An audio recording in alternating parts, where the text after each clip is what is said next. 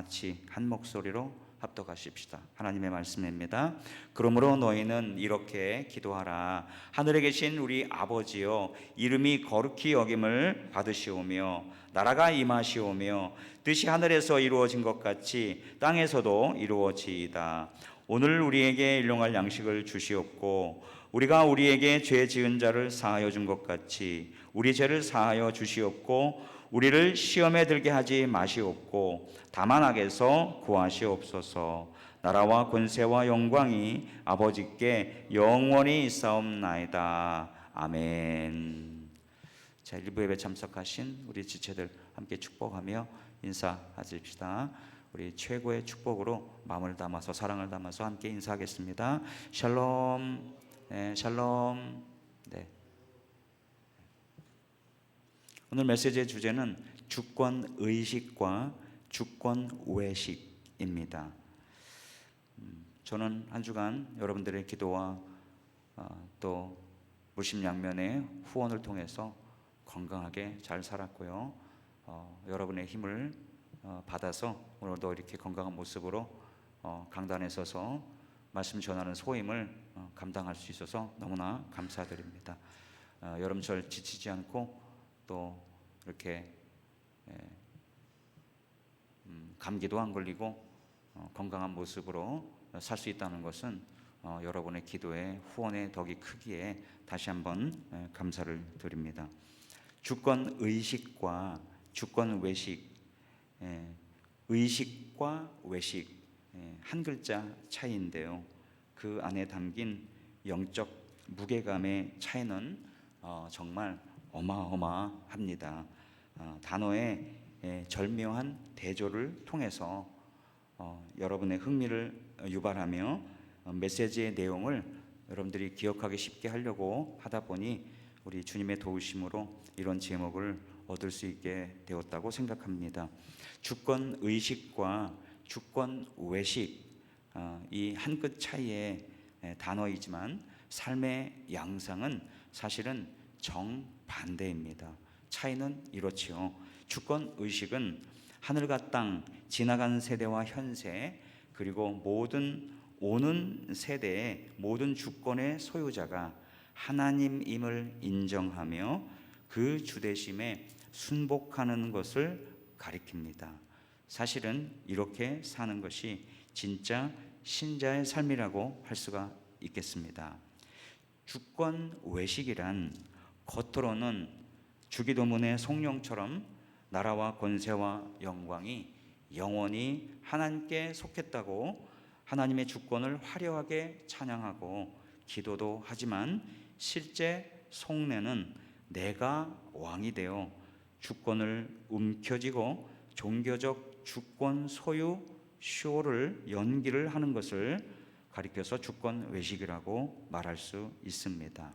지금 우리는 주기도문의 마지막 부분 성령 파트 나라와 권세와 영광이 아버지께 영원히 있사옵나이다. 이 부분을 살펴보고 있죠. 하나님을 인정하고 찬양드리는 것이 바로 성령인데요. 보통은 하나님의 존재, 하나님의 하신 일, 찬송보다 마땅한 하나님의 정체성 이런 것들이 성령의 내용에 담겨집니다. 주기도문의 성령에는 예수님께서 이 세상 누구보다 더 정확하고 완벽하게 알고 있는 자신의 하나님 아버지에 대한 성령이기 때문에 그 성령에 담긴 내용은 우리가 허투루 들어서는 안 되는 중요한 내용일 것이란 추측 정도는 가능하다고 생각이 됩니다. 그만큼 중요하다는 것이죠. 많고 많은 성령의 내용 중 예수님께서 담으신 내용은 놀랍게도 하나님의 주권이었습니다. 무엇에 대한 주권이 하나님께 있다는 것일까요? 그것은 나라와 권세와 영광, 이 세 가지입니다. 이것이 하나님 아버지께, 그것도 일순간이 아닌 영원히 속했다는 성령의 내용입니다.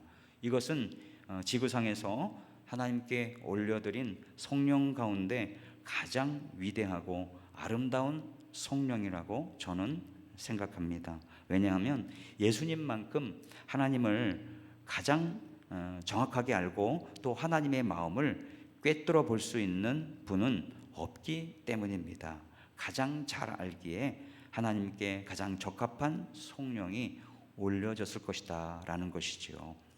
인정되어야 할 주권, 하나님을 믿는 사람들 뿐만 아니라 이 땅에 살고 있는 모든 피조물들 사이에서 확실하게 인정되어야 할 세 부분에 대한 주권 인정이 정말 중요한 부분이기 때문에 그만큼 이 부분에 대한 하나님의 주권을 인정하는 것을 방해하려는 사탄의 방해 공작이 무차별적으로 광범위하게 퍼져 있습니다.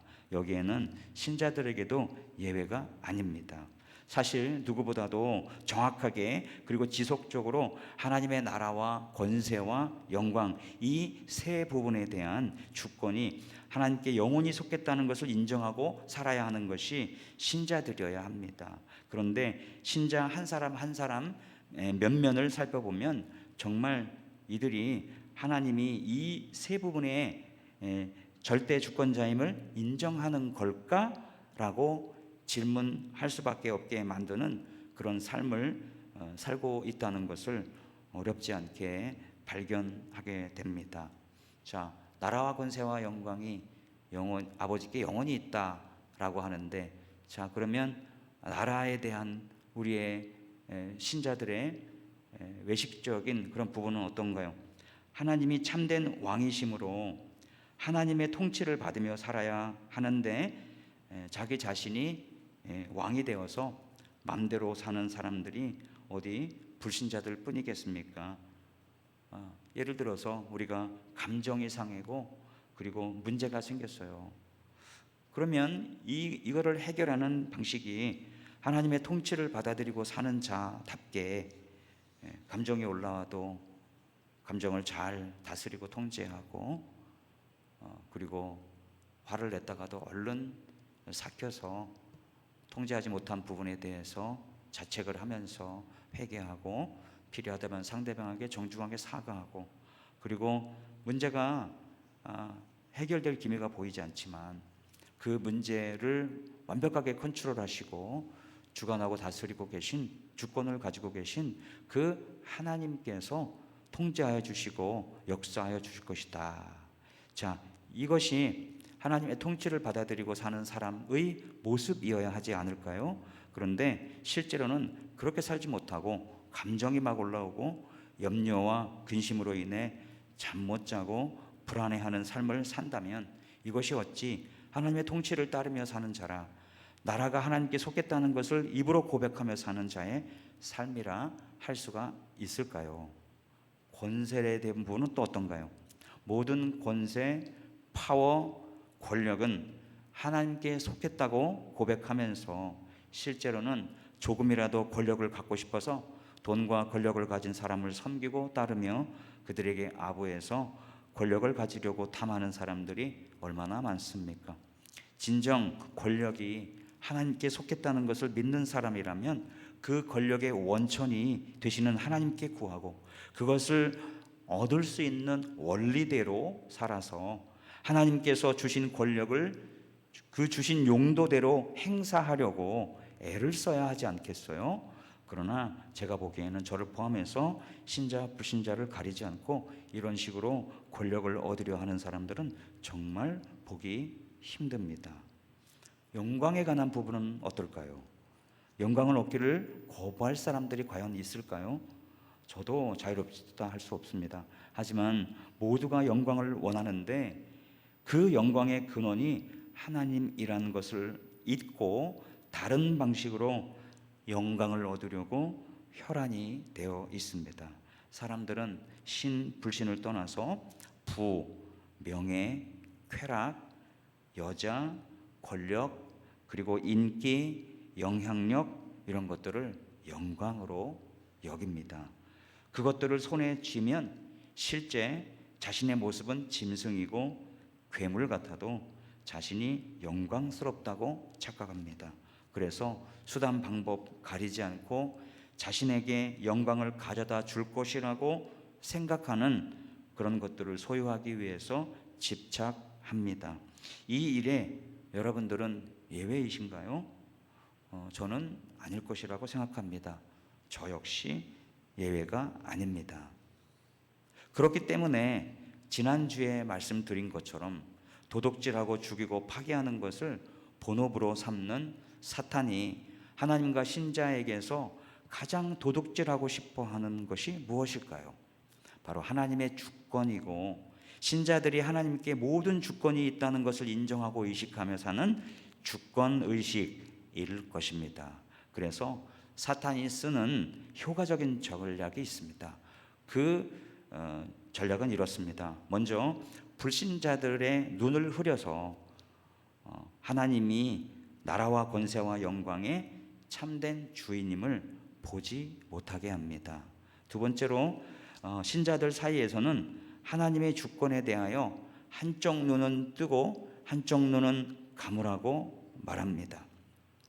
주권은 하나님께만 있는 것이 아니라 너희들에게도 있다. 너희들은 그것을 누릴 자격이 있다. 이런 사탕 발림된 생각을 신자들에게 주입시킵니다. 원래 내게 속한 것을 누군가가 자신의 것도 된다고 주장한다면 여러분 어떻겠어요? 이 휴대폰이 제 건데, 돈 주고 샀는데 누군가가 가다가 이거 내 건데? 이거 당신하고 내 거하고 공동 소유야. 그러면 여러분 기분이 어떻겠어요? 이 사람이 미쳤나? 어디서 감히? 이렇게 반응하면서 그렇게 싫어하면서, 공동 소유라고 말하는 걸 싫어하면서 소유권을 독점하려고 몸부림치고 다니겠어요? 그러면서 감히 오로지 하나님께만 속한 나라와 권세와 영광을 자신의 것도 된다고 생각해서 버릇없이 슬그머니 숟가락 하나 얹는 이런 행위는 온당하지 않습니다.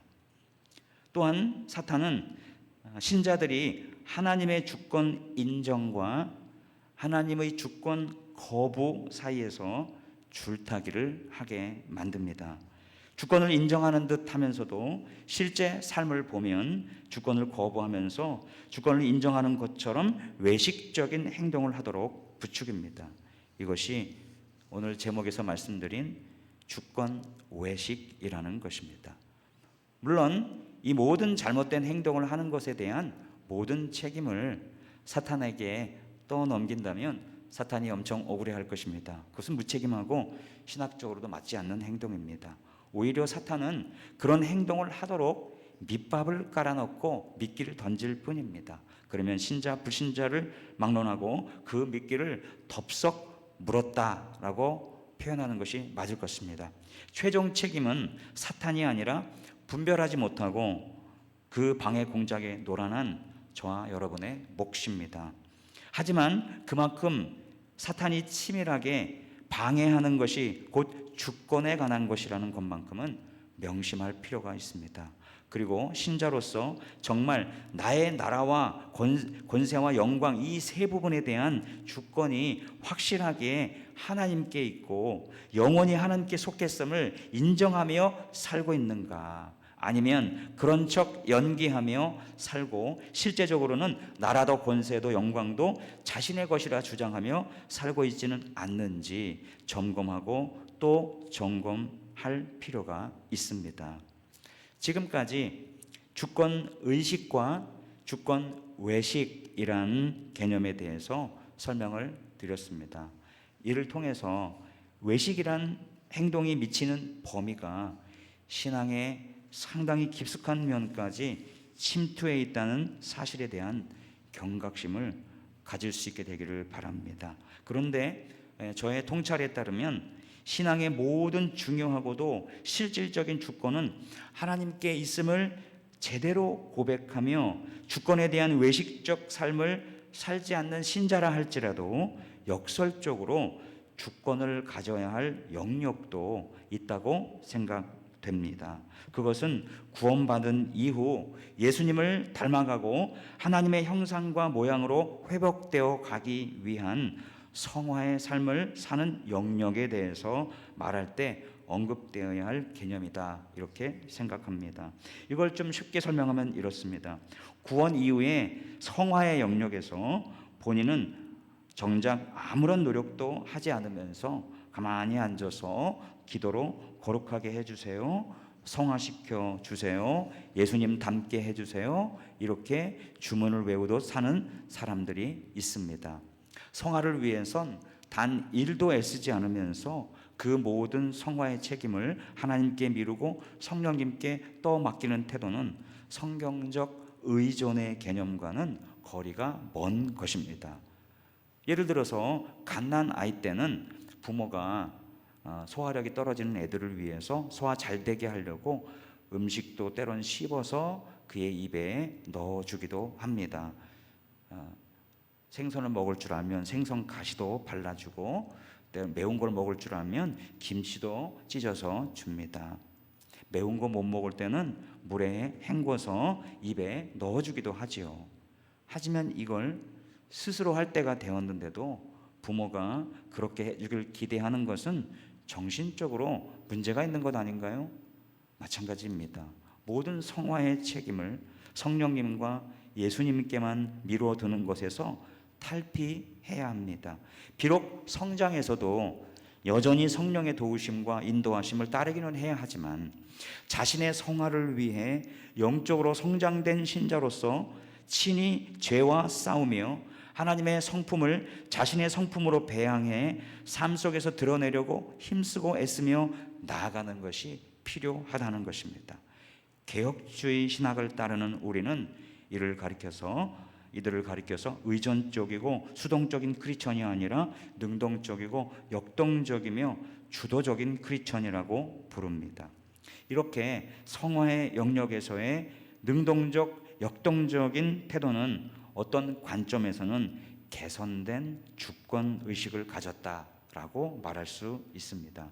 개선된 주권의식은 하나님의 주권의식에 도전하는 그런 주권의식이 아닌 여전히 모든 영역에서의 하나님의 주권을 충실히 인정하고 순응하며 살면서도 성화를 하나님과 성령님께 전적으로 떠맡기는 것이 아닌 자신이 싸워야 할 싸움으로 알아서 자발적으로 움직이는 것을 가리킵니다.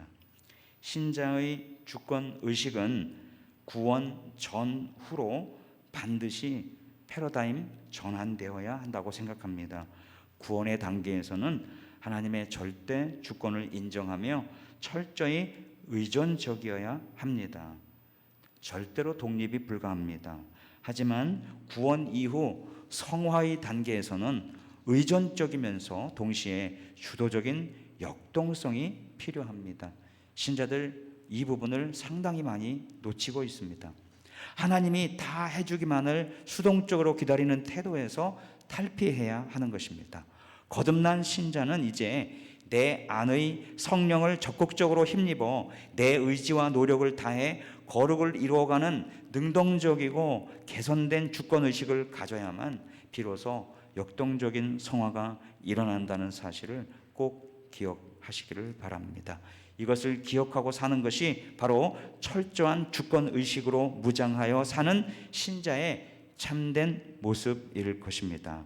또한 이것이야말로 주권을 온전히 하나님께 이양하지 않고 지 멋대로 살면서 앵무새처럼 주기도문의 나라와 권세와 영광이 아버지께 영원히 있사옵나이다 라고 신앙 고백을 그저 주문처럼 외치며 실제로는 정반대로 살아가는 주권 외식에서 완전히 벗어나는 길이라고 생각합니다. 나아가 이렇게 사는 것이 하나님 중심의 주권의식이 결국 우리에게 어떤 역동적인 삶을 지향하게 만드는지를 명확하게 이해하고 받아들이는 그런 성숙한 신자의 마땅한 삶의 방식이어야 함을 저는 믿습니다. 여러분도 믿으시기 바랍니다. 자, 결론 및 적용입니다. 그렇기 때문에 오늘의 가르침을 따라서 우리 구체적인 주권의식의 삶을 다음과 같은 삶으로 살아내야 한다, 여러분에게 권하고 싶습니다. 첫째, 나라가 주께 속했음을 선포하며 사시기를 바랍니다. 하나님 나라는 곧 하나님의 다스림과 통치를 의미하지요. 하나님께서 다스린다 하심은 곧 하나님께서 만물과 만인의 왕 되심을 의미하는 것입니다. 따라서 하나님을 당신의 왕으로 모시고 여러분의 대통령으로 모셔 그분의 다스림을 따르십시오. 하나님의 절대 주권을 인정하며 우리처럼 하나님을 믿지 않는 사람들과 더불어 사는 세상 속에서 하나님의 의와 평강과 기쁨으로 산다는 것이 무엇인지 그 천국 시민의 품격을 세상에 당당히 보여주시는 여러분 되기를 축복합니다. 둘째로 하나님을 모든 힘과 권세의 주체이자 뿌리로 삼으십시오. 권세가 주께 속했음을 명확히 분별하셔야 합니다. 모든 사람을 크게 하시고 강하게 하심이 주의 손에 있나이다 하신 역대상 29장 11절 12절에 있는 그 말씀을 기억하실 필요가 있습니다. 오직 만물의 주제이신 하나님께 모든 사람을 크게 하시고 강하게 하심이 속해 있습니다. 아멘입니까? 눈앞의 권세를 얻고 누리기 위해서 세상이나 사탄 앞에 무릎 꿇지 마시기 바랍니다. 이런 권세를 주겠다는 사탄의 거짓말에도 속지 마시기 바랍니다. 모든 권세가 누구에게 속해 있는지를 명확히 분별하는 영청가족 되시기를 축복합니다. 셋째로 영광이 주께 속했음을 인정하고 영광을 얻으려거든 오직 하나님께 구하시기 바랍니다. 주께서 그 영광의 끝자락이라도 우리의 삶에 흘려보내주시면 그때 결코 여러분이 잘나서 하나님이 영광을 흘려보내주신 것을 착각하지 말고 겸손히 모든 영광 하나님께 올려드리며 하나님을 인정하며 오직 하나님만 높여야 합니다. 세상을 잠시 쿠데타로 사탄이 지배하고 있는 것처럼 보입니다. 사탄은 자신에게 엎드려 절하고 자신의 통치 방식을 따르면 자신을 하나님으로 모시고 예배하면 모든 나라와 권세와 영광을 주겠다고 호언장담합니다. 그러나 그것은 거짓의 아비에게서 나온 완전한 거짓말입니다. 사탄은 그것을 하나님의 손에서 단 한 번도 빼앗아 본 적이 없습니다. 자기의 손에 있지도 않고 넣을 수도 없는 것을 주겠다고 속이는 완전 사기극인 것입니다.